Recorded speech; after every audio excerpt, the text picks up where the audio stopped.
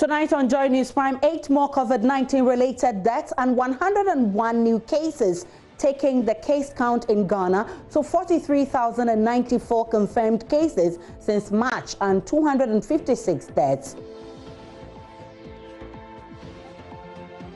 Also, West African Examination Council describes as fake exam papers being circulated on social media, which the minority in parliament says should be cancelled. WASSCE has, however, apologized for the publication of a list of examiners. And also in this bulletin, President Akufo-Addo begins a tour of the Western region, where he is cutting sword for work to begin on some projects and also campaigning for some parliamentary candidates of the governing NPP.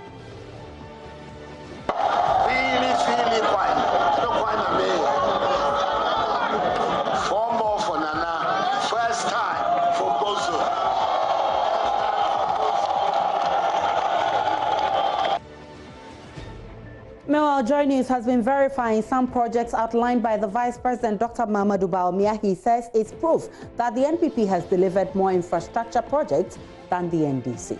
The loan agreement for this project was signed in November 2016 for a 3-year interchange.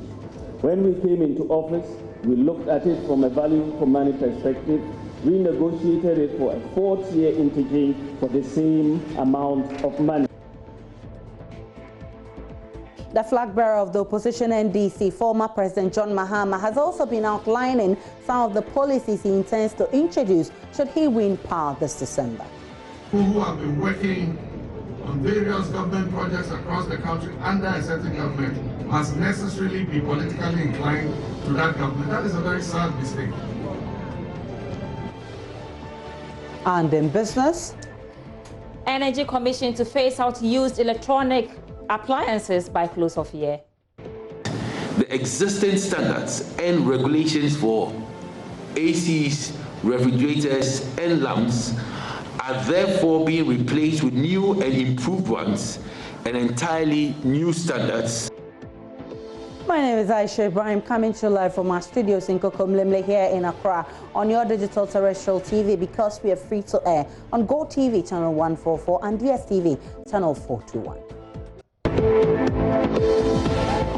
To begin with Ghana's COVID-19 case count, and the Ghana Health Service is reporting 101 new COVID-19 new cases and 8 new deaths for August 17. The new cases and deaths take the case count in Ghana to 43,094 confirmed cases since March, with 256 deaths.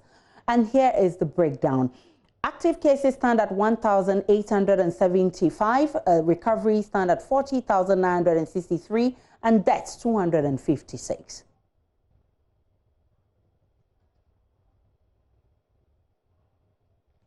And a total confirmed cases now at 43,094. The minority in Parliament is calling on the West African Examination Council to act swiftly in cancelling what it says are leaked West African Senior Secondary Certificate examination papers. It comes on the back of reports of a several leak in the ongoing exam. Some stakeholders in the education sector are also calling for a bipartisan investigation into the leakages. In a petition which is yet to be received by Parliament's Education Committee, the African Education Watch wants a probe into circumstances accounting for the leakage. Executive Director for the group, Kofi Asare, also described as worrying leakage of the confidential identity of contact details of examiners. He spoke earlier on JoyNews Desk. We don't have the competency to determine the magnitude that must warrant the cancellation of an entire examination. As I mentioned, unfortunately, WASSCE is their own judge in their court, and so only WASSCE determines what magnitude of leakage should warrant the cancellation. But what we are aware of is that the questions have been leaking on social media. Today, the cons papers, well, we saw the papers on social media around 10, 11 midnight there. You know, it's always around. Okay. And so, see if that, you know, perhaps nothing strange is happening, but the proliferation of social media and internet penetration and also mobile phones has actually festered, you know, the growth of this industry. So we shouldn't even cancel the papers that have been leaked. That's what you're saying, right? We shouldn't cancel them. All right. We have called for an investigation by the Parliamentary Select Committee on Education into the activities of all those in the value chain, not only WAEC, all those in the value chain, so that we can know where the issues are. All right. Executive Director of the Institute for Education Studies, Peter Anti, agrees. For us, we think that this has become very persistent over the years. We have gone through this process always complaining of leakage of questions over the years, and at the end of the day, we don't see anything happening. We think that it is time that the authorities in the country take this up and deal with the issue once and for all. How do they do that? I have seen a press release from my brother Kofi to the Parliament Select Committee on Education advocating that they should sit on this. We have also released a press statement asking for a bipartisan probe into these allegations and not looking at it for only this year, but since let's say for the past 5 years, this has been happening. So there should be a bipartisan investigation into it, where WAEC could be brought on board, Ghana Education Service would be brought on board, the various authorities of the senior high schools would be brought on board, and then the Ministry of Education and other bodies, relevant bodies that will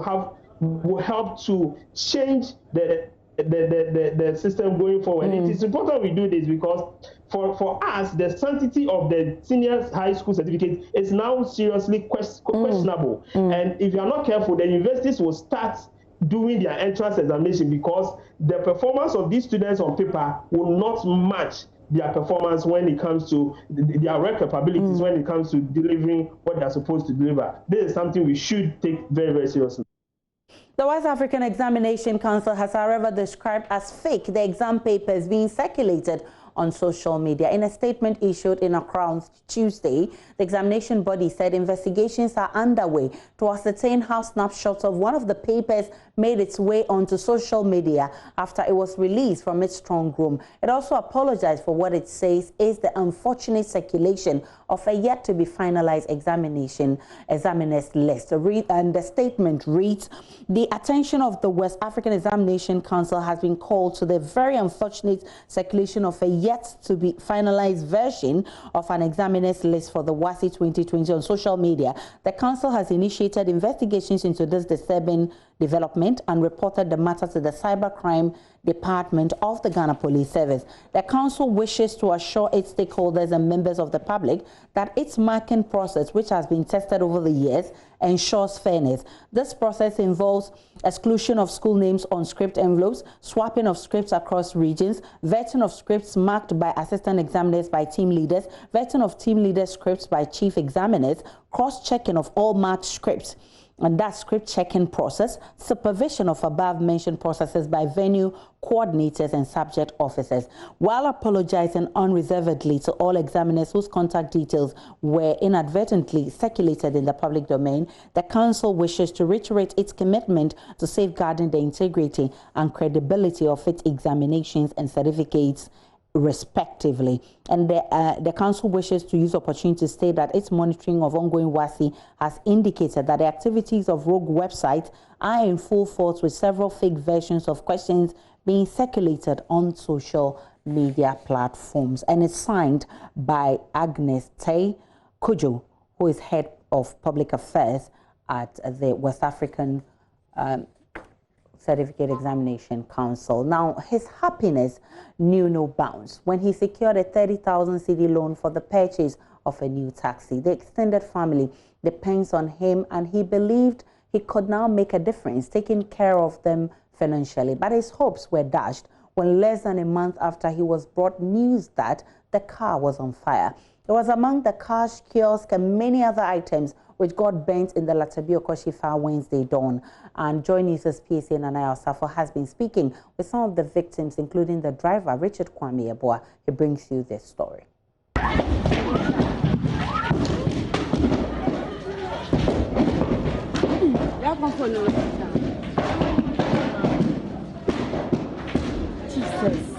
It's the fourth recorded fire outbreak in less than a week since the Electoral Commission building in Sapiman, Kiosk Estate in Shiashi, and the Takoradi market stores got caught up in flames. Residents here tell me that the fires began at 1 a.m. The extent of damage is still being assessed by NADMO. In the meanwhile, Assemblyman for the Latebiokorshie electoral area, Muntari Awudu-Wahab, believes it started from refuse that had been set on fire nearby. One guy was trying to burn the rubbish over there, and then in his attempt to burn it, it was close to cylinder spray cans that was placed over there, and then it lost its way and then found itself into the spray container, and that is what exploded at once. It exploded at once with a very huge noise. The National Disaster Management Organization, NADMO, says investigations are still underway. They, however, believe some discarded perfume cans may have stoked the fires. Michael Selassie Janja is in charge of operations for NADMO Ablekuma Central.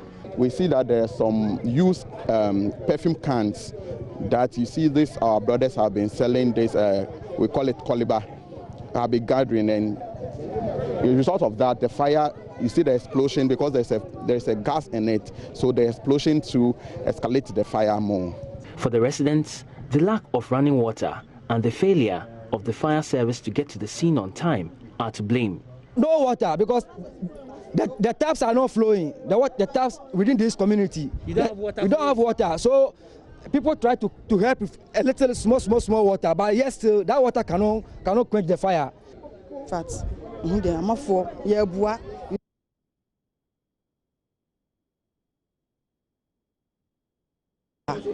Yabua Bibri. A bank, a fire service bank, a bedroom janaka service, but yes. For Regina Benning, the story started in her sleep. Miss sorry, I didn't cry the umbrella for by area now, almost to a 20 box container. Me come me trim and say, I didn't just a year did it bank said 2 until 1 on 1 John by Regina. And I'm younger, I me beer container fast. Me peer and I mean, say, a Jan cry, I do when you're crying to me peer nana. A Jan rack container. But the fires are not as bad as what it did take from her. Her kiosk, a small business in which she sold pastries and a number of items. She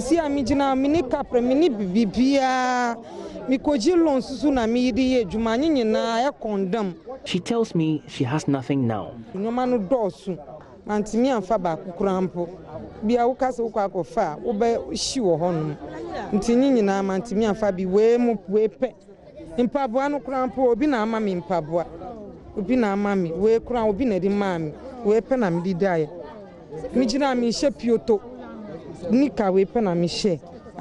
But she is not alone in this plight. This car have not even worked for even 3 weeks. This is the 3rd week.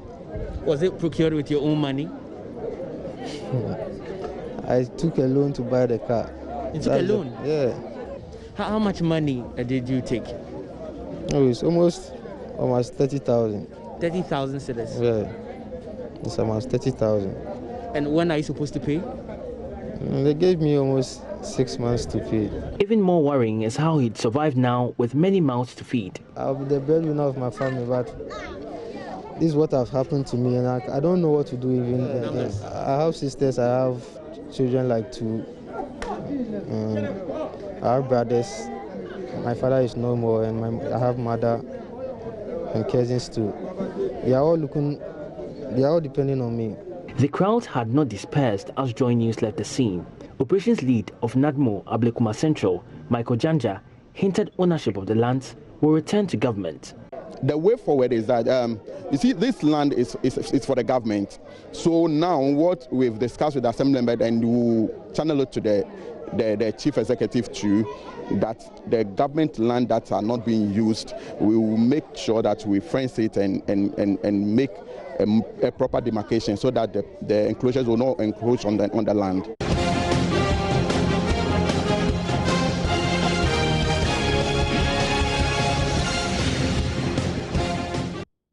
On your election headquarters, Vice President Dr. Mahama Bawumia's presentation on the administration's infrastructural achievements since it assumed office in 2017 has generated reactions from across the country from Ghanaians residents in the communities where the projects are said to be sited. The Vice President, in what he describes as a data-driven presentation pointed to over 17,000 projects dotted across the country. He says it's better than what was provided by the opposition NDC in its 8 years in office. From industrialization to collaboration with the private sector, Dr. Bawumia said government has been focusing on value for money and chose not to only focus on grand projects, but initiatives that will touch every part of the country. Listen. We have the WASSCE interchange.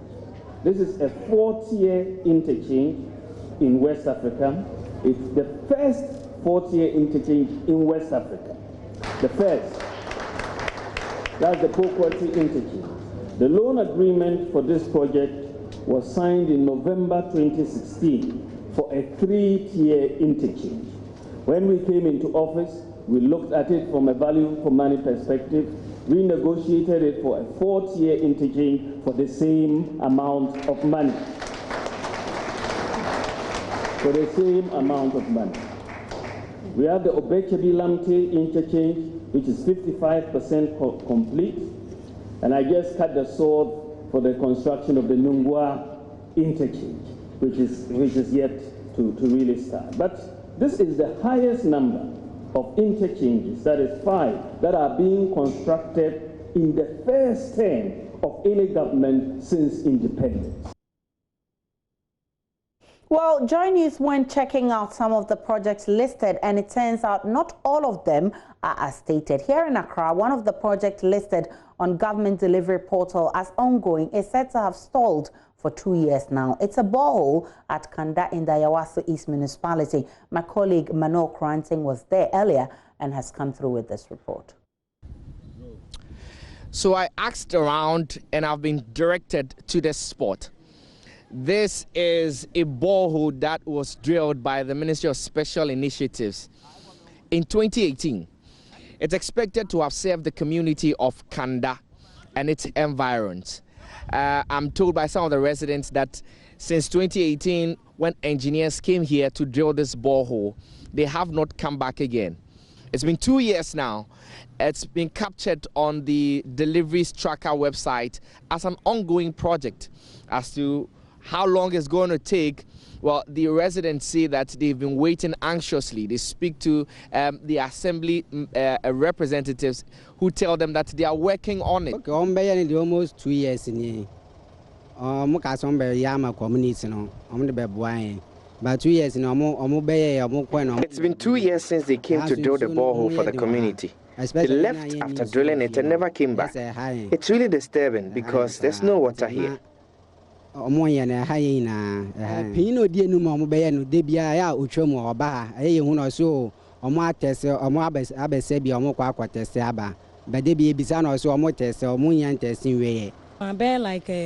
year.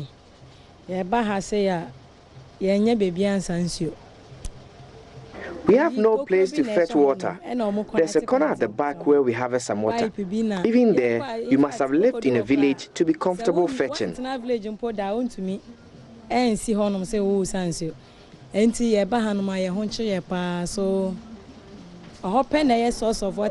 when you come here, it's a big place, almost like an estate, with big hotels and all. Well, a clear case of the haves and the have-not. Whilst in the flats, they are connected to the main Ghana Water Company Limited pipelines. Down here, the folks who live in makeshift structures have had to subject themselves to using this water, which I'm told is coming out from one of the spots which was tested for the mechanization of the borehole. So water that's erupting from beneath the ground overspills from this spiral-ridden pillar and moves through this canal into the gutter. And that has been the story for the past 2 years of this borehole right here. Now, JoyNews was able to confirm some of the projects captured in the Vice President's Tuesday presentation on infrastructure projects delivered by the administration. These include some schools in the Techima North District of the Bono East region. At the Chobodom Senior High School, a girls' dormitory block initiated in the year 2018 has been completed and is being handed over to the school. Also, a fully furnished 6-unit classroom block has been completed and is currently in use by the school. Headmaster of the school, Mr. Charles Ejapon, has been speaking with JoyNews. From 2017 to date, we are most privileged to have 3 projects from the government. The first one was the 6-unit classroom, and then the girls' dormitory that we have now, and then the completion of an abandoned administrative block. And interestingly, all these projects were done within the spirit of 6 months. This intervention program really was so much faster that we were even a bit surprised. Within 5 to 6 months, the contractor has done the work. As well as the 6-unit classroom, in fact, it was done simultaneously. And then there was another brother had been abandoned. And within 6 months, the government came into power. All these projects have now taken the light for the day. So we are now using this program, this project. You made mention of a borehole too? Yeah, we are lucky to have an intervention from the MP. He also giving us a borehole, a solar one, that we are complementing with the existing one, so that we don't have difficulty with water problem. At the Kumfia Mayor SHS, headmaster of the school, Solomon Nyama Douglas, has been telling JoyNews a girls' dormitory facility has been constructed and is currently in use, while a dining hall and 12-unit classroom block initiated by the former administration has also been completed by this administration. We at Akumfi Amiel Senior High School, we are privileged to be a beneficiary of this government projects across the country. In 2018, we benefited from a girls' dormitory, an ultramodern girls' dormitory. It started very early in 2018, and by the end of 2018, same year, it was completed and has been handed over to me. Prior to that, I had challenges with accommodation for girls, but as at this time that I'm speaking, there is no more challenges for the girls. But for the boys, I will be so glad if the government had the same facility for the girls, the same dormitory for the girls, to beef up the challenges that I have for the boys. We are also privileged to have in that same year, 2018-2019, the project that the previous administration started, which was around 50% in completion. Now that 12-unit classroom block has been completed and has been handed over to me.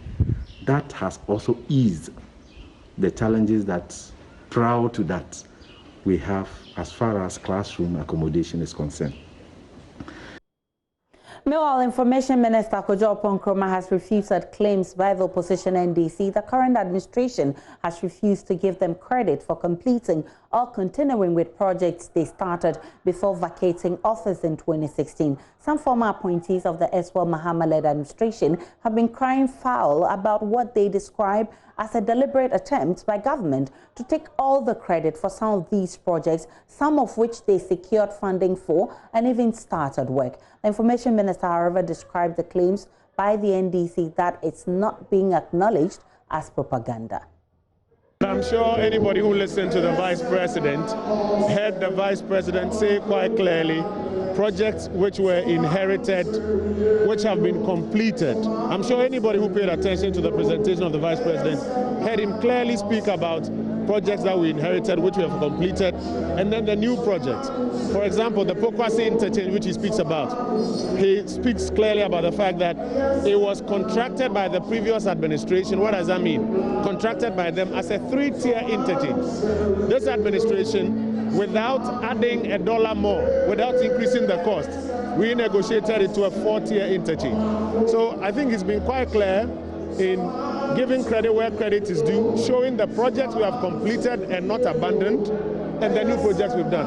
For our colleagues, you notice that sometimes they say we have abandoned their projects. Then when you account for it and say these are projects we inherited and we have completed, they say you are not giving us enough credit. We've mentioned all of those, but beyond those ones, 17,000 other projects across the country, and the database has been provided. You, our colleagues in the media, have an opportunity to check and come and give us feedback. How crucial would you say, as Information Minister, this town hall exercise at this crucial moment of electioneering? How is this going to play out in the days ahead, inching closer to December 7th? Well, we believe that as an administration, we have an obligation to account to our people for what we have done in 3.5 years. When we do that and do it well, it serves as a testament to the people who will then factor it into their decision making on whether or not we have distinguished ourselves in a first term enough to deserve a second term. And so to come in this bulletin, the flag bearer of the opposition NDC, former President John Mahama, is being outlining some of the policies he intends to introduce should he win power this December. I've been working on various government projects across the country under a certain government must necessarily be politically inclined to that government. That is a very sad mistake. All of this plus business when we return.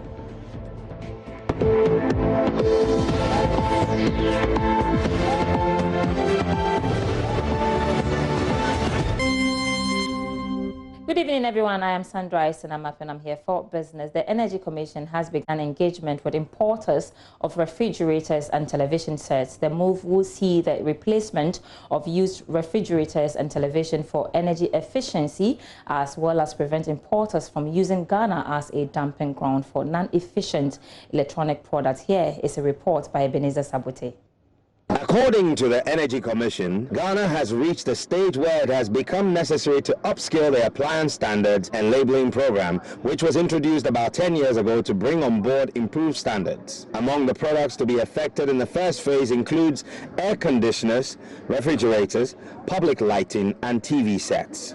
Speaking during a 3-day program, Executive Secretary of the Energy Commission, Engineer Oscar Amonuniza, stressed the need for Ghana to review its prohibition law to include these new measures. Moving with global technological advancement, the existing standards and regulations for ACs, refrigerators, and lamps are therefore being replaced with new and improved ones, and entirely new standards and regulations are being introduced for more appliances. We are therefore moving up from 5 stars being the most efficient to 7 stars. This is in line with global trends so that low efficient products are not dumped on us. Director of Energy Efficiency and Climate Change at the Energy Commission, Kofi Ejako, told Joy Business that barring any last-minute challenges, the new reform is expected in Parliament before the end of the year. We are in close collaboration with the Attorney General's Department, and we hope that we'll be able to get it to the Parliamentary Subsidiary Legislation Committee to work on it before they finally rise. So I'm hoping that, barring any last-minute hitches, the first set of 5 plus the prohibition law making 6 will go through before the year ends. The new standards will also mean that the current 5-star label will be upgraded to 7 stars. The receiver for defunct microfinance savings and loans companies will be using funds realized from the second auctioning process to pay back government. This is in line with the law establishing the receivership for the financial institutions. According to the spokesperson for the receiver, Philomena Kujo, funds that were used by government to pay depositors of the defunct institutions must be refunded. She spoke exclusively to Joy Business. The act that sets up the receivership, these financial institutions, the act says that first, pay statutory government obligations.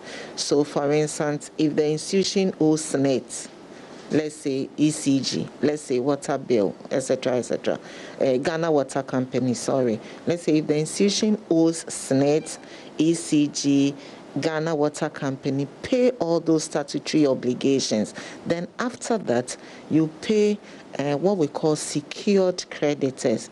I think with this one, we don't have any secured creditor in this exercise. Then after that, you pay depositors.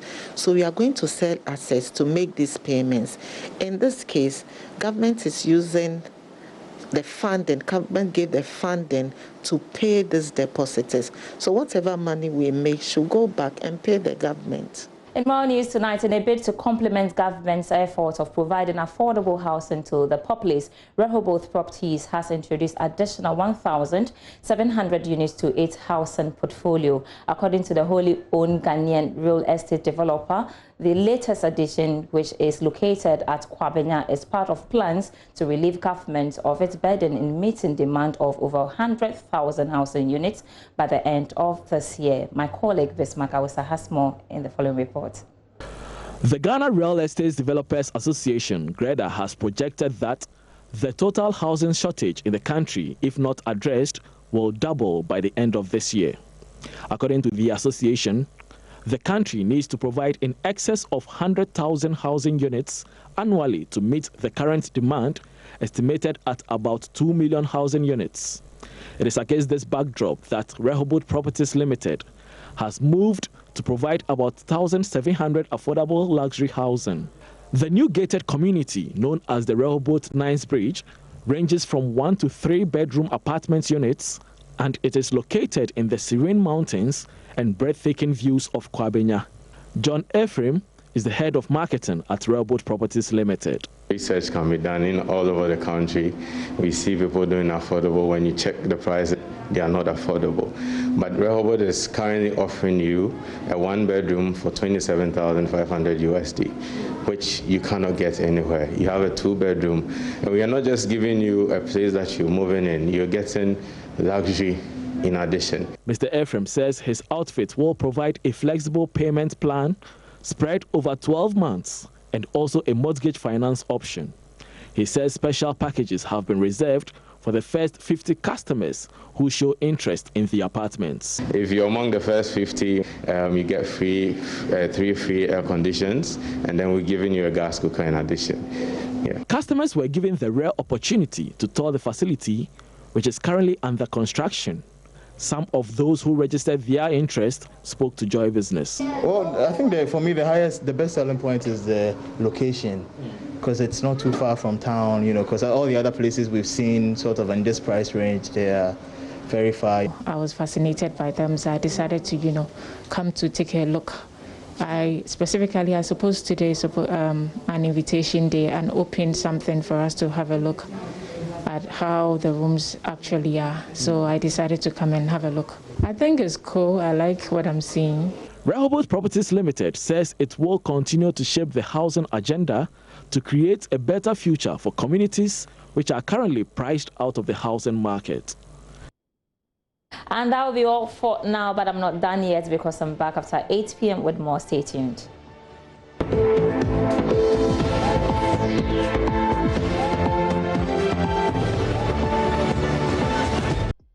And it's time now for Showbiz. Becky is here with the very latest. Hi, Becky. Hello to you, Aisha. How you doing? I'm good. Missed you from yesterday. But Aisha, finally, Sarkodie has opened up on, the fights between himself and Stonebwoy. His manager. Okay. And Stonebwoy. Okay, sure. He released a press statement, actually a voice press statement, on social media, and he says that he's very, very disappointed in Stonebwoy, and that's not the way to go. Let's listen to Sarkodie.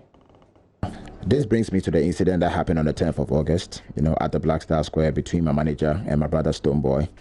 For the first time in a long while, my limit was pushed beyond just because of what happened. I want to state this. Everyone has the right to be mad or angry, but no one has the right to assault. And this is where it brings me back to how we manage our emotions and reactions. Situations like what happened that led to the unfortunate incident is not new. I'm not to say that it's okay, but I think my brother should know this. And that's if that's what actually happened. I'm not here to talk about what happened that led to it. If that's what they want to talk about, they can talk about that as well. My main reason, for doing this, or what got me upset, was the fact that he chose to go physical.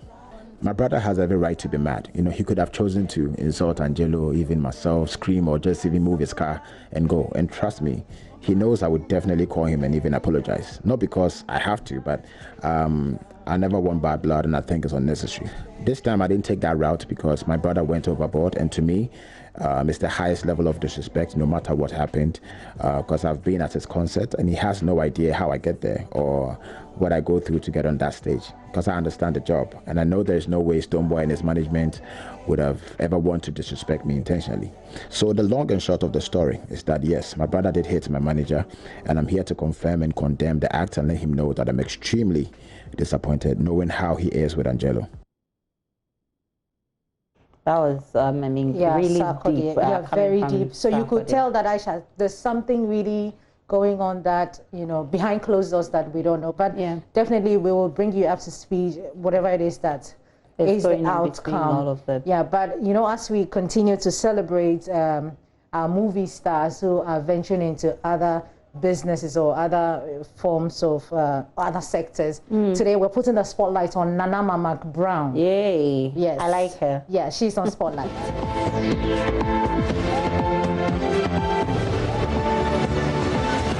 There is uncertainty surrounding the commencement of the new Ghana football season in the second week of October, according to the Club License Committee Board Chairman Dr. Commey Banyako. Now, the GFA tentatively scheduled for a new season in October, but with government yet to ease restrictions on contact sports, it does appear unlikely. The leadership of the Ghana Football Association tentatively scheduled the second week of October for the commencement of a new football season. The GFA had to cancel the 2019-2020 football season due to the COVID-19 pandemic that got the entire football competition suspended for 5 months before they arrived at a decision to cancel it on June 30. Despite plans being put in place for the organization of the new football season, the government of Ghana is yet to ease restrictions, making way for clubs to begin pre-season probably next month. With this in mind, board chairman of the Club Licensing Committee, Dr. Commey Banyako, says there is an uncertainty that the new Ghana football season will start as scheduled. The FA has sent their draft proposal for the league season, what they consider will be the season, including the timelines. Then the clubs will have to come back with their comments, and I know they were given a very limited timeline. I think the deadline is almost up or it's even past. So the clubs have made their submission. The Executive Council of the FA will then sit down and based on the comments that came. For instance, if they get massive support for whatever proposal they have made to the clubs, it means they probably will go according to the timelines they have, which was looking at somewhere second week in October. But considering what has happened, I still believe, based on some conversations I had with officials of the FA, that second week in October itself might not be very realistic. They might push it to the end of October. The Club Licensing Committee is mandated to oversee that clubs are ready for the organization of football matches at their various venues. Commey Banyako says should the Ghana Football Association decide to commence a new football season come the end of October, the Club Licensing Board would have to engage the clubs to understand what is required before licenses are handed out to them. If that's the time frame, then the Club Licensing Board will have to immediately begin its consultations with the clubs. The position that we have taken as a board has always been that you need to engage with the clubs. No matter what position, i.e. the metrics you are going to use to assess them, it's important that you share it with them before they even start the process of submitting their application. I think in the past, what had happened was that clubs have been asked to apply for licenses.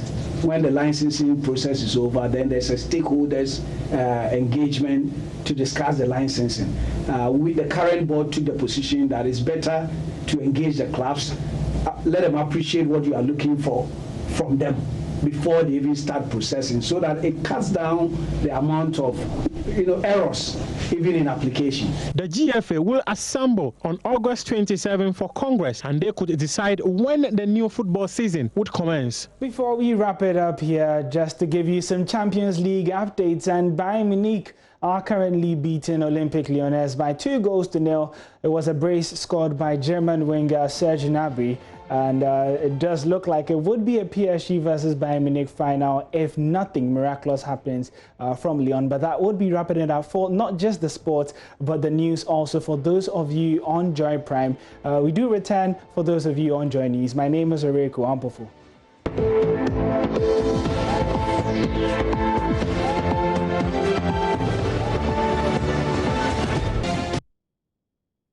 And on your election headquarters, President Akufo-Addo has called on the people of Elembele to retire the incumbent member of parliament for the area, Emmanuel Amakofi-Boa, in the elections this December. He says the NPP's parliamentary candidate, Kwesi Bonzo, deserves to be rewarded with the seats this time round. Emmanuel Amakofi-Boa, who has served 2 terms, is facing a fierce challenge from Mr. Bonzo, the current district chief executive for the area. The duo have battled for the seat since 2008. In an address to the chiefs and people of Teleko-Bukazo of the Eastern Nzema Traditional Council, the president stressed he would be glad to have Kwesi Bonzo elected into parliament come December 7.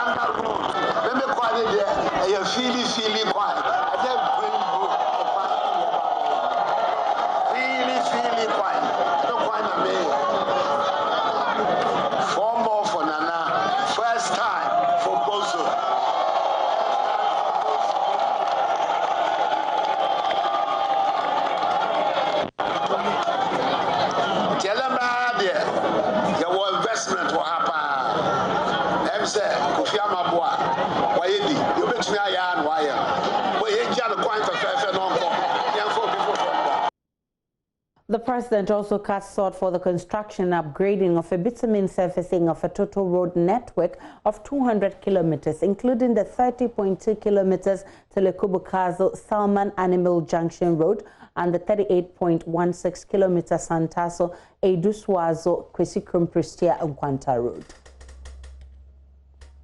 The New Patriotic Party also says it is aiming to significantly increase its vote haul in its Ashanti Region stronghold in this year's election. Though the party has generally performed well in the region, it wants to win as much as 90% of the votes this December. The party is also bent on winning all 47 parliamentary seats there. General Secretary John Boydo told Love News at the inauguration of the NPP campaign team in Kumasi they will focus on resourcing the party's foot soldiers and grassroots in a door-to-door campaign.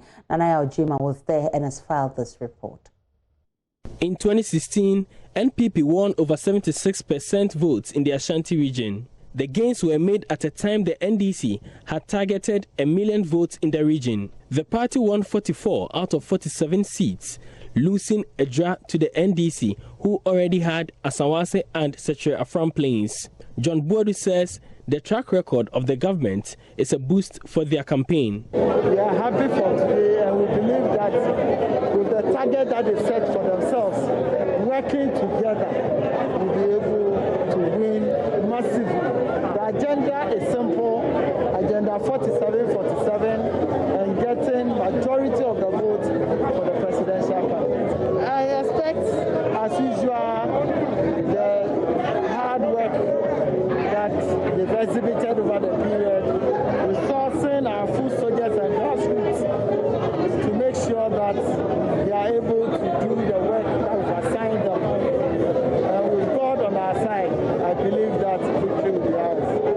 Meanwhile, regional leadership is pledging to adopt all means possible to deliver the targeted votes.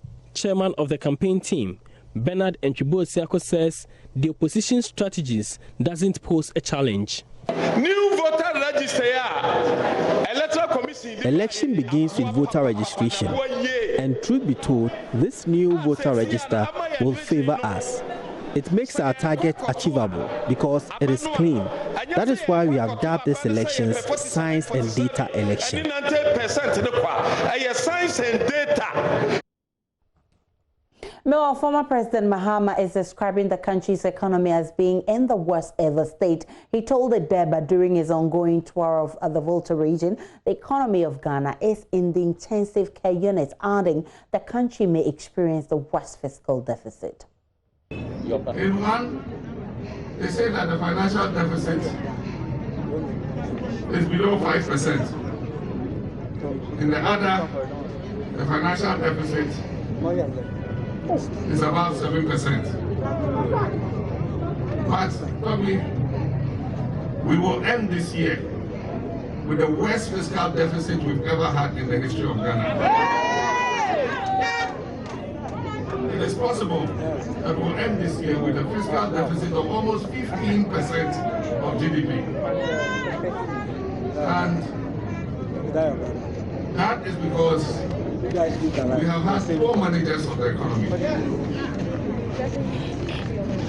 Government or governance or management of a country is based on planning and common sense. There are certain decisions you take that will be inimical to the growth and prosperity of your economy.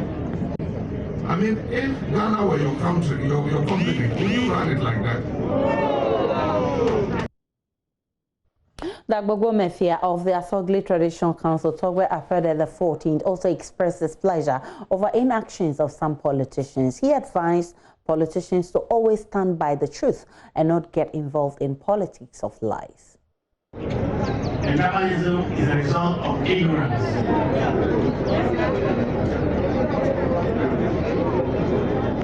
It's not a result of greedy politics, whose aim is to exclude some others, and therefore to define some as insiders and others as outsiders.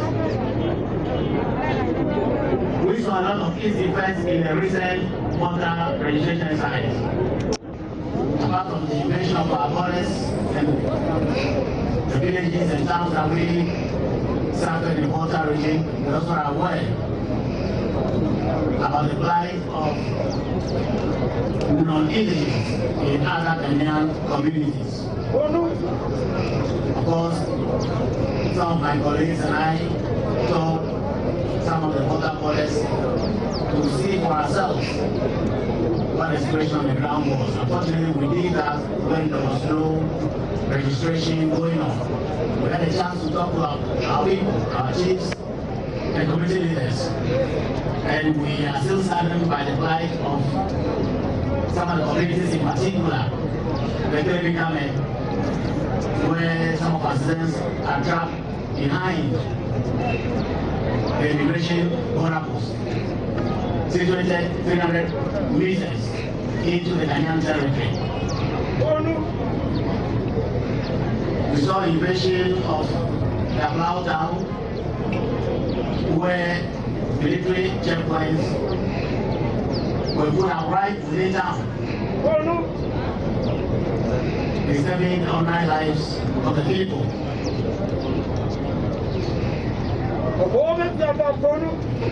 Last Sunday, I hosted our brothers from Ghana who had come to inform us about the people that they've gone through and wanted our support. The people of Nshaiso in the Asante Region North District are heaving a sigh of relief as MTN Ghana Foundation prepares to change their plight with the handing over of a 6-unit classroom block and teachers' bungalow on Thursday. The project follows a JoyNews agenda report which highlighted the poor and the life-threatening conditions at one of the public schools in that town. My colleague Ohime Teria, whose report caught the attention of MTN Ghana Foundation, has more in the following report. Structures in the Sarkodie basic school became a death trap. Cracked walls, loose door frames, fallen ceiling and classrooms filled with foul-smelling animal droppings were the lot of students.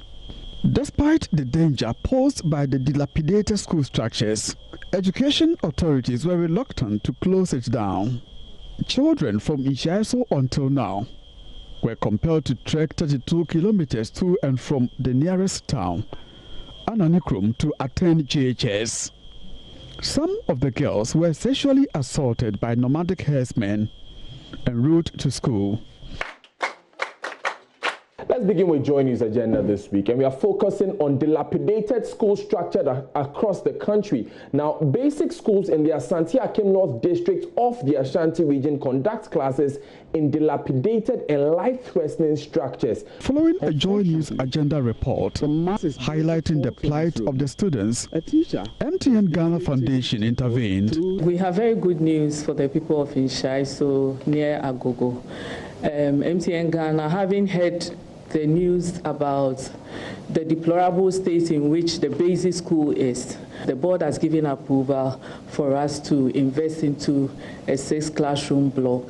Soon after the announcement, contractors, Wilfram Enterprise, moved to site and work began in earnest.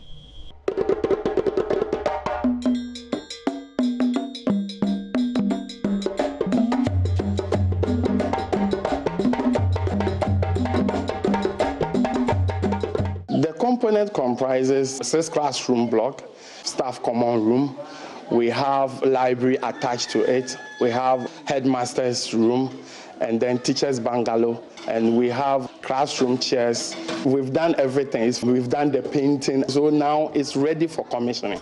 Thanks to MTN Ghana Foundation, teachers and students of Ishaiso DA Basic School can now boast of a new full-cycle basic education infrastructure. Francis Otibuatin is the chief executive for Ashanti Akim North. I always give credit to my brother Ohime Teria for such a very huge project. The first time I saw the report on TV, I was even marveled. Say, what is happening? Are we not washing our dirty lining in public? So I wanted to even call the journalist to admonish him about what he have done, but not knowing it was a blessing in disguise. It's one of the most beautiful projects in the district. It comes with all the facilities. It is completion and finishing. 6 classroom blocks cost around 280 to 300,000 for the assembly. But when you talk about finishing and terrazzo and because this one is not an ordinary 6 classroom block, as we always say. This is ultra modern 6 classroom block. It has released assembly about 500,000 Ghana cedis. For MTN, the Ishaiso project does not only give meaning to its everywhere you go slogan, but also a true definition of the telecom giant's resolve to improve education for the rural poor. Sam Cranton is corporate services executive at MTN Ghana. It is rather fulfilling and gratifying knowing when we first visited the site what we saw and with the background stories we had, and to see where we are today, where we actually see the completion of what we started. It is something that is quite fulfilling, and MTN Ghana Foundation is very excited about it, that once again we've been able to complete and finish something that is unique and would be very beneficial to that community and the district at large. The expectation is that it would increase school attendance in the area. It would drastically reduce children dropping out of school because it would create a conducive learning environment for them, and it would boost education in that area because the children are the future of this country, and educating them is the responsibility of all of us. From Ishaiso in Ashanti Akim Agogo for JoyNews, Ohime Teria reporting. 5 West African countries are joining forces to prepare a unified response to floods and related disasters. Under the new response plan, Ghana's National Disaster Management Organization, NADMO, and its counterparts in Ivory Coast, Nigeria, and Burkina Faso are teaming up with scientists and other experts to share weather and flood data in order to minimize the impact of flooding. Nicholas Ekoyamwa has more in the following report read to you. West Africa's seasonal rains result in flooding, destroying property, crops, and even killing many. Whilst human activity has been blamed in many instances, the United Nations also attributes a big part of the problem to climate change, increasing urbanization, and population growth, which it says will further exacerbate the impact of floods in the future. All about gathering enough data to prepare a decision support system to help stakeholders properly manage flood disasters when they do occur. So the intention is to be able to help our disaster management organizations like NADMO and then other organizations that collect flood-related data to be able to prepare in advance. So we should be able to predict floods before they do occur. So if you have sufficient data to be able to develop such a model, you are in a better shape to be able to advise stakeholders like governments to put structures in place to contain floods when they do occur.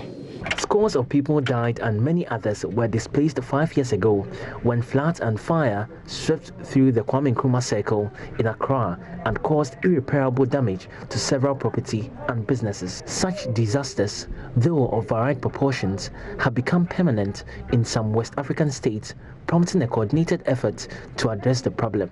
Meteorological and disaster management experts from the 5 countries have been meeting in Ghana to try and find a solution to the perennial flooding affecting them. It's about gutters and everything. You see, you have to know the quantum of water that you are expecting so that you can make decisions on how wide your gutters are supposed to be, how you plan your cities, how you plan your settlements. So all these are going to play into such decision-making processes. The 5 countries intend to set the new plan rolling from next year, subject to the successful coalition of data. Nicholas Ekoyamwa's report for JoyNews. And in the studio, my name is Ashanti Region. Minister of Agriculture, Dr. Owusu Afriyie, has described government's one village, one dam policy as an expensive venture which requires time to come to fruition. He's therefore asking Ghanaians to retain the current administration come December 7 to continue with the dam infrastructure they've initiated in the northern part of the country. Dr. Owusu Afriyie said this in an interview with my colleague Latif Idris. The impact of the effort in agriculture is felt in the rural areas because that's where the farms are, and they are the biggest beneficiaries. The government of the Nado Danko Kufuado has been subsidizing seed and fertilizer to farmers to the tune of almost around $100 million. It's cut you short on that because the former administration, they were giving it for free.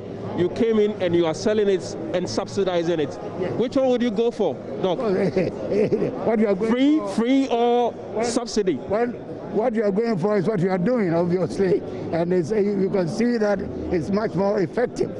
It's not only saying that you are going to give 100 metric tons of fertilizer free of charge. We are doing multiples of that. In Ghana, fertilizer subsidy never exceeded 140,000 metric tons.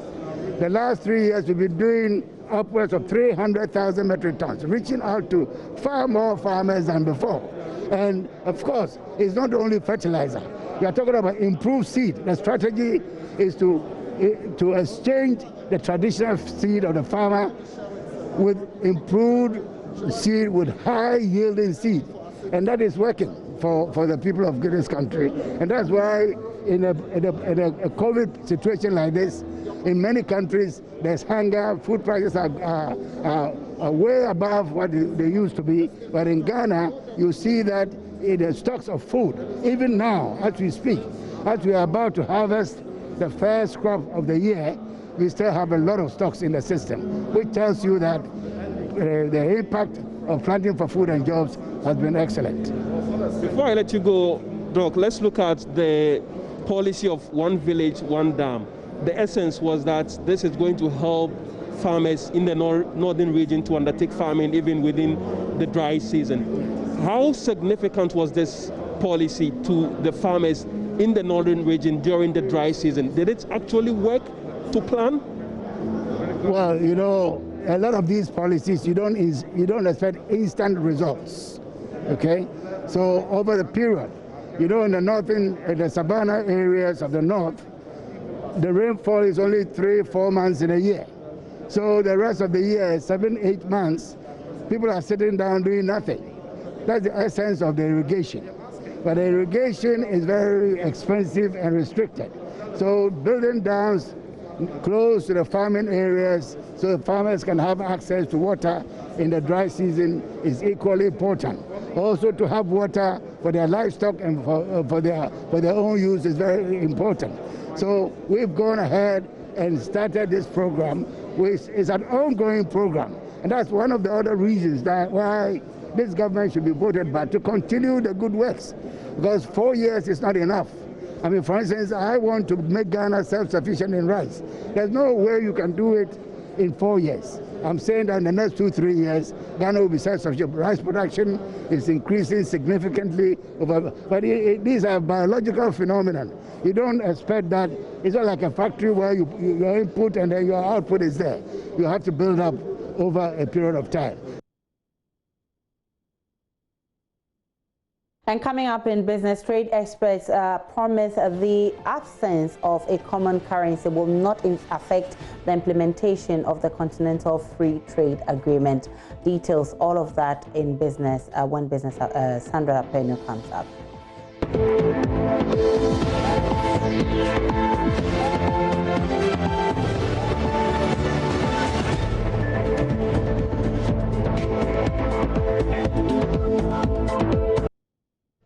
Hello again, welcome back to Business. Deputy Trade and Industry Minister Robert Ahom-Lindsay has assured government will be creating a congenial atmosphere for businesses to thrive.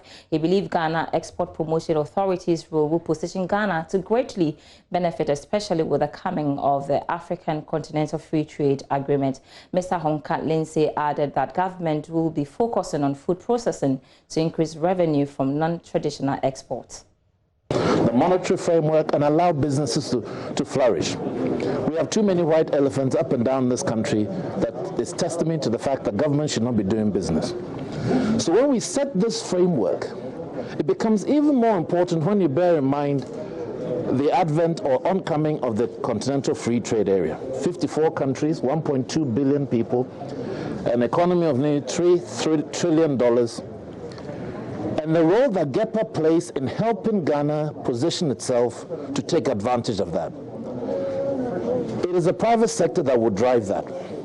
It is businesses up and down, businesses here in Kumasi who are making things like our friends from Nuts and Bolts who are exporting, our friends from UniJ, our friends who are making geodrill, who are making drilling machines that are exported around the world.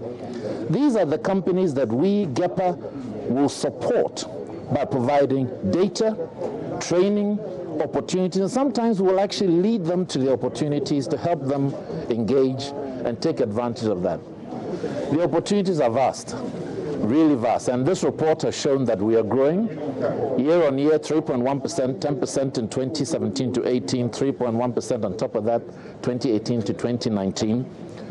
And the opportunity clearly states that we have opportunities there to take advantage of. And we look forward to GEPA continuing playing its role and really helping Ghana attain its objectives. We cannot obtain our Ghana beyond aid. We cannot obtain an industrialized Ghana just by making products and services for Ghana alone.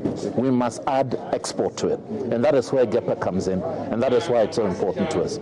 The support of the processing is critical. We are at core an agricultural country. So most of our activities is involved in agriculture. So what we want to do is process and add value to that. You heard today the fact that GEPA provided, I believe, is 15-odd million suckers to our pineapple producers. Why? So that they can produce more, to process more, not to necessarily just sell pineapple, which is a good thing, by the way, but to sell juice like Eku juice. These are examples of, and the value of that is that when you are selling a pineapple, you get a good price, but I can assure you the value of selling a 180 ml Tetra Pak juice is so much more. Be it example of cashew nuts, where we know the value chain between selling beans, the cashew nut beans, versus even slightly processed can be 100-fold. So these are some of the interventions that Ghana is looking to support, Ghana government through GEPA is looking to support. GEPA is not processing the beans. It is providing support, is providing training, and often an example they gave was where they supported some of our bead makers. That's another aspect. With the machinery that addresses what? Quality. Because the minute you start stepping, Ghanaians want good things. And when you step outside the shores, they also want good things. Board chairman of the Ghana Export Promotion Authority, Sandy Osei-Agyemang, is however urging Ghanaians to consume local products. We recently have the VW set up the assembly plant. We have Toyota coming. I believe we have Hyundai also coming. These are all planned activities that is helping the numbers that we originally thought of raising from 10 billion to 23 billion. The manufacturing sector is going to be a big part of what we're trying to do. With that, I also want to say that as a country, we need to practice the multiplier effect a little bit more. What do I mean? Just like the Jews, just like the Lebanese, just like the Indians like to buy from each other, we in Ghana don't. We prefer to buy from imports. We don't support one of our own. So when we spend a cedi here, the cedi doesn't stay in the society. The cedi, if the cedi goes to a foreigner, which goes out of the country, continue to cause problems with our deficit, export deficit. So we should support what we make here. We should eat what we grow here, and we should make sure that for every cedi that we spend, it stays within our community about 10 times by buying from one another. I think to me that's the missing link, that if the export is trying to help us improve export, then we have to consume what we make first, and then we can send the excess out. It will keep the money here. So please keep in mind the multiplier effect. Anytime you take money to go and spend, especially if you have a comparable product, buy it from your own. The money stays here and we grow as a country. Meanwhile, trade expert Richard Ampabin says the absence of a common currency will not hamper trade among member countries under the Continental Free Trade Agreement. 26 out of 54 countries have so far signed onto the trade pact, which is expected to boost intra-African trade by some $53 billion per annum. Despite it, critics say the absence of a common currency will hinder implementation, but trade expert Richard Ampabin disagrees. This trade pact is not too distant away from WTO rules. And if you ask me, trade in the world now revolves around the dollar and the sterling and the yen and what have you. So Africa not having a common currency is not an inhibition to trade. If you care to know, EU, not all the members are on euro. About 8 of them are not on euro. But EU is running with a common market. So as for currency, yes, it will be better as we move on to get a common currency. But let me state it here. Right. Given the nature of our economies in Africa, again, the fragmentation of African states, it's a bit difficult to talk about a common currency now. Because if you look at the other blocks, they use those near to themselves use common currency. And as you are saying, we could use the ECO. Those of us in West Africa can use the ECO, and it will be better for us to go into this pact with our common currency. But that doesn't also force any of our blocks to do same. I mean, currency is only an medium of exchange. And if we have a common medium of exchange, courtesy the dollar, fine. We can, for now, use the dollar as our common currency. More news tonight. Players in the automobile space say they remain committed to local content as Ghana establishes a niche automobile sector. This was revealed by one of such players in the industry, heavy-duty equipment company Zoda Tech Ghana, when Ghana National Chamber of Commerce visited their company. President of the Ghana Chamber of Commerce and Industry, Dr. Nana P.J. Dankawosu I, has impressed on businesses to brace the opportunities in Ghana's automobile industry. Paying a welcome visit to heavy-duty equipment trading company Zonda Tech Ghana, the Chamber President was confident that more jobs will be created in the wake of the pandemic. There is the need to adopt modern operations and management strategies such as strengthening the occupational safety, health and environment OSHE mechanism and system to proactively ensure safe and healthy working environments towards safeguarding lives.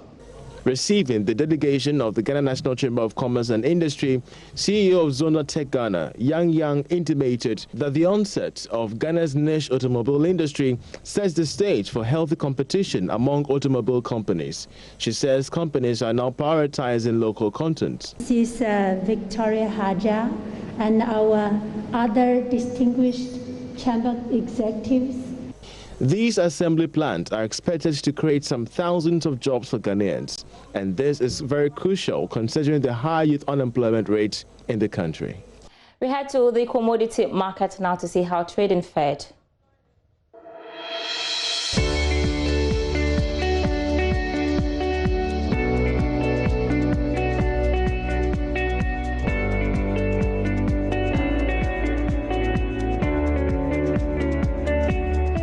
For business tonight, but you can log on to myjoyonline.com/business for more business news updates. And if you also missed any of the headline stories, you can catch Quick Business with me on the various social media platforms on Facebook, Sandra Esenam, and on Twitter at Sandra Esenam1. Thanks so much for watching and have a great evening.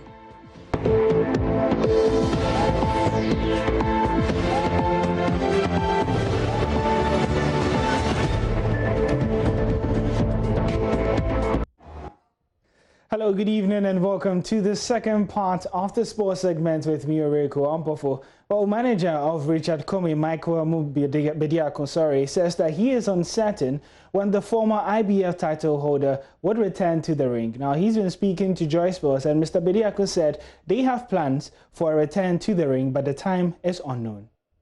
Commey was expected to return to the ring in June 2020 following his world title loss to Teofimo Lopez in December 2019. However, due to the COVID-19 pandemic, which brought sporting events across the globe to a halt, Commey's return to the ring has been delayed. Manager and boxing promoter Michael Bediako, speaking to Joy Sports, revealed there is still uncertainty surrounding Richard Commey's return to the ring despite the easing of restrictions in some countries.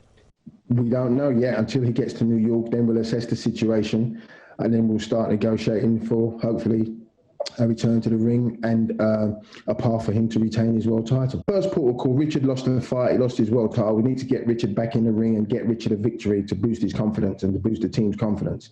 So that's our main port of call. You know, that's the most important thing. Then we'll assess the situation after the Teofimo Lopez Lomachenko fight and see what happens after that before we decide which route we're going to take. But the most important thing is getting Richard back in the ring. He added that the most important thing for Richard Commey at the moment is to return to the ring with winnable fights that will boost his confidence as he seeks to reclaim his world title in the near future. Well, we have to look at the bigger picture. We have to look at the picture in terms of what's going to be available. You know, as you know, you've got Teofimo Lopez and Lomachenko fighting for all 4 belts, and by my understanding, I don't believe that whoever wins will hold on to all 4. So there's going to be a split off the belts, and then we have to decide where we're going to go with which, you know, federation we're going to go with. I mean, obviously Richard was the IBF champion. He's ranked number 8 in the IBF. Ranked number 6 in WBC. We just have to wait and see. Once he gets to New York, we'll assess where he is. We'll have a look at the landscape, and we'll go from there. Richard Commey became a world champion following a victory over Isa Shanaf in February 2019. That's how we'll be wrapping up the sports segment here. My name is Oreko Ampofo, and do remember to have a fantastic evening. And it's time for the interactive segment. We've been following the conversation with the minority calling for the immediate cancellation of WASSCE examinations, but the WASSCE has also been reacting to it and describing those questions leaked on social media as fake. We posted this on Facebook. A number of your comments are coming in. Let's check out what your comments are. 86 comments, 23 shares, 251 likes. Douglas Wama says, why are they so desperate to see our children's future destroyed? What evidence do they have to support this claim? Almost every year we hear such rumors, and NDC never came out to say such things. But why this time? It tells me they have a hidden agenda. Nation records. If a bad fetish priest predicts the desolation of his hometown, he must not forget he will be equally affected. Adams Jerry says, what is wrong is wrong. For the past years, anytime papers get leaked, WASSCE cancels it. So what has changed today? Is it because they are Nana graduates, so they should be allowed to? What kind of hypocrisy is this? WASSCE must cancel those leaked papers. Nobody is destroying anyone's future. After all, malpractice is not part of examination since time immemorial. And Evans says, why do we politicize everything in Ghana? Why should news be presented this way? Why minority? Are they trying to say minority leaked the papers? I think I need more education from you. Kotong Abdallah says, okay, if it's not cancelled, what can minority do? They can't do anything. They should forget them. Everything they want to criticize. This doesn't win elections. Or is that the message you have for Ghanaians? Abdul Latif says, we need a credible exams, not leaked ones. This doesn't happen in other parts of the world. We do always want cheap things. These people who will one day occupy important positions in the country. Today, you may think that you are supporting NPP by insulting them. And there is more over there. Minority in parliament, but rather doing a disservice to your motherland. Don't always see the opposition to be evil people, but they are there to check and balance for you and I, who cannot voice out our grievances. Nadol Danan says, I don't think this is the first time WASSCE papers got leaked, though I support investigations and applications of sanctions to culprits, but the cancellation will be too harsh. And those are your comments on JoyNews Interactive.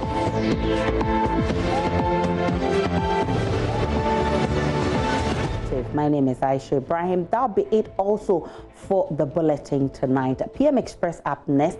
We're going to be discussing a presentation by Dr. Balmia last night, and we are going to be interrogating the infrastructure record. You want to stay on the JoyNews channel for more.